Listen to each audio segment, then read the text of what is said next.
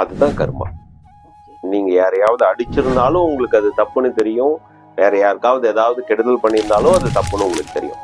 சரியா? இந்த உயிர் என்ன பண்ணும்னா, நம்மளோட ஆழ்மனதுன்னு சொல்லக்கூடிய சப்கான்சியஸ் மைண்டு இது எல்லா பிறவியும் ஞாபகம் வச்சிருக்கும். அந்த சப்கான்சியஸ் மெமரி தான் இந்த பிறவியில நமக்கு கர்மாவா வேலை செய்யும். நம்ம என்ன சொல்றோம், நம்ம எது நினைக்கிறோமோ அதை அட்ராக்ட் பண்ணுவோம் அப்படின்னு சொல்றோம் இல்லையா? நம்ம ஆழ் மனசுல அந்த பதிவுகள் இருந்துட்டே இருக்கும். சரியா? அப்போ இந்த உயிர் ஒரு கேரியர், ஒரு டிஃபன் பாக்ஸ் மாதிரி, ரைட்டா? இது இந்த பிறவியில இருந்து அடுத்த பிறவிக்கு அந்த மெமரிஸோட வரும். அந்த ஜீவன் ஜனிக்கும் போது அந்த கர்மா அதோட உடம்புல டிரான்ஸ்பர் ஆகும், அதோட மனசுல டிரான்ஸ்பர் ஆகும்.